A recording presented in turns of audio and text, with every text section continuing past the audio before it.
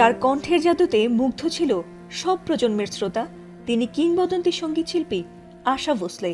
রূপালী পর্দায় তার সুরেলা কণ্ঠে প্রাণ ফিরে পেত জনপ্রিয় অভিনেত্রীদের গানের দৃশ্য। এমনকি অনেক সময় তার বড় বোন লতা মঙ্গেশকরকেও সমানতালে টক্কর দিয়েছিলেন তিনি। দীর্ঘ ৮০ বছরের সঙ্গীত ক্যারিয়ারে ছিলেন উজ্জ্বল এক নক্ষত্র। তবে নক্ষত্রদেরকেও একদিন মরে যেতে হয়। এবার বড় বোন লতার মতো একই পথের পথিক হয়ে অবশেষে না ফেরার দেশে পাড়ি জমালেন কিংবদন্তি সঙ্গীত শিল্পী আশা ভোসলে। গত কয়েক মাস ধরে বার্ধক্যজনিত অসুস্থতায় ভুগছিলেন এই বরেণ্য শিল্পী। হৃদরোগ ও শ্বাসকষ্টজনিত সমস্যার কারণে গত শনিবার তাকে হাসপাতালে ভর্তি করা হয়। আর শনিবার রাতেই শারীরিক অবস্থার অবনতি হলে তাকে হাসপাতালের আইসিইউতে স্থানান্তরিত করা হয়। এরপর রোববার মুম্বাইয়ের একটি বেসরকারি হাসপাতালে ভক্তদের কাঁদিয়ে না ফেরার দেশে পাড়ি জমান এ বর্ষিয়ান শিল্পী। মৃত্যুকালে তার বয়স হয়েছিল ৯২ বছর।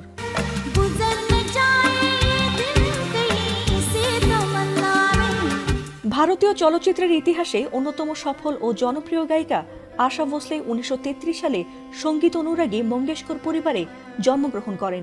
মাত্র ৯ বছর বয়স থেকেই পেশাদার গান গাওয়া শুরু করেন তিনি।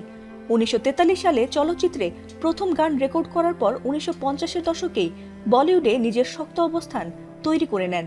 বড় বোন লতা মঙ্গেশকরের ছায়ায় ঢাকা না পড়ে নিজস্ব গায়কী ঢঙে তিনি দশকের পর দশক ধরে শ্রোতাদের মাতিয়ে রেখেছিলেন। দাদাসাহেব ফালকে ও বঙ্গবিভূষণ সহ একাধিক পুরস্কারে ভূষিত হয়েছেন এই খ্যাতনামা গায়িকা। ১৯৯৭ সালে গ্র্যামি অ্যাওয়ার্ডের জন্য মনোনীত হন তিনি।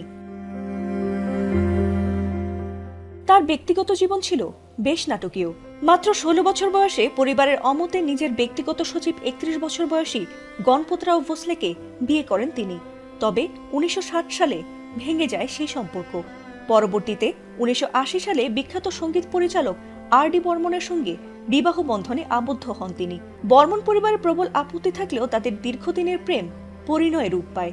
১৯৯৪ সালে আর.ডি. বর্মনের মৃত্যু পর্যন্ত তারা একসঙ্গেই ছিলেন। জীবনের শেষ বছরগুলোতে তার নাতনি জেনাই ভোসলে ছিলেন এই সঙ্গীত সম্রাজ্ঞীর ছায়াসঙ্গী। তার প্রয়াণে ভারতীয় সঙ্গীতের একটি স্বর্ণযুগের অবসান ঘটেছে বলে মনে করেন সঙ্গীত প্রেমীরা। ফাতিমা সুলতানা, এটিএন বাংলা।